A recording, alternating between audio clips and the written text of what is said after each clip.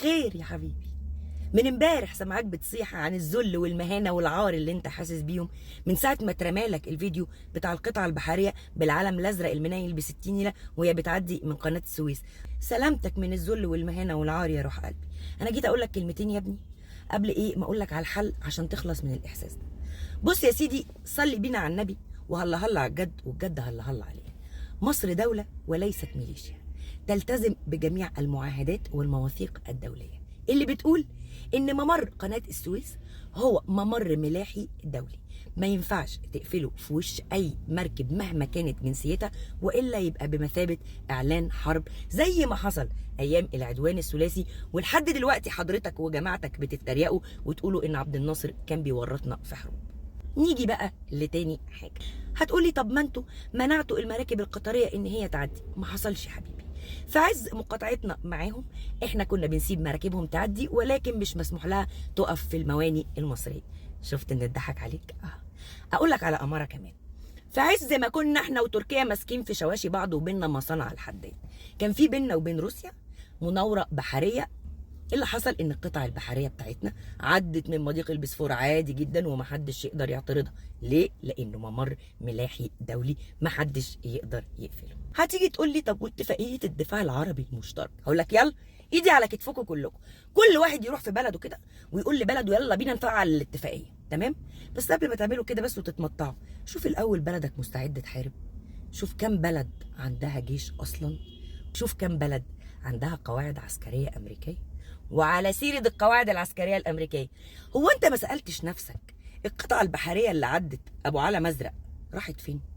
التقارير بتقول قاعدة العديد، وعلى سيرة قاعدة العديد سمعنا إن في طيارات يا باشا دخلت القاعدة جديدة، إن شاء الله ألف مبروك.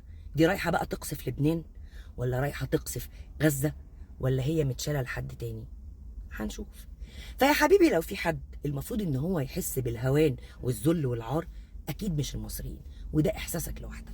جرب انزل الشارع كده واسال الناس عن اكبر مشاكلهم، هتلاقيها مختلفه تماما عن اللي انت بتهري فيه ده. لان المصريين عارفين كويس قوي يعني ايه حرب، لان لسه في مصريين عايشين عصر الحرب وعارفين ويلاتها كويس قوي. والمصريين عارفين كويس جدا حجم التضحيات اللي مصر ضحت بيها للقضيه من سنه 48 على المستوى الشعبي وعلى مستوى القياده والجيش المصري كمان. فاحساسك ده يا حبيبي لفه وحطه في جيبك الوراني. تعال اقول لك بقى تتخلص منه ازاي. 200 دولار تصدق بقى 10000 جنيه، اقسم بالله اظن تمن رخيص قوي مقابل عروبتك ودمك الحامي والاهانه والاستهانه اللي انت حاسس بيهم، صح؟ تحجز طياره على لبنان، ولبنان من غير تاشيره يا باشا، من غير تاشيره، تطلع على هناك على مطار رفيق الحريري، قول لهم يا جماعه انا عايز حزب الله، تطلع على حزب الله. حلو حلو، قول لهم لفوني السلاح وعدوا الجثث، ما انت شبح يالا بطل الابطال. الحمد لله ان الدوله المصريه لا تدار من مواقع التواصل الاجتماعي. الحمد لله ان الدوله المصريه ما بتمشيش ورا شويه العيال المهرمنه. انت مهرمن يالا، انت مهرمن والله. اقول لك الامر، انت طقق حنك وبق على الفاضي. انت لا عايز حرب ولا عايز حاجه، انت بتفش خلقك وشويه هرمونات فايضه عنك بتطلعها في شويه بوستات، ولا اهانه ولا استهانه، وعايش حياتك عادي زي الفل. ويوم ما مصر تقول يا حرب، انت اول واحد هيجري يستخبى تحت سريره وهيدور على 100 حد و100 واسطه علشان يطلع من الجيش، وهيقعد عليها ماسك موبايله بهرموناته وعمال ينظر على الرجاله اللي بتحارب.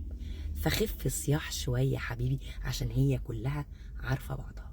ويا ريت بقى صياحك ما يوصليش تاني، عشان انا عايز اخد بريك من السياسه شويه. تمام؟ ولو ان شكلها ما فيهاش بريك ولا نيله.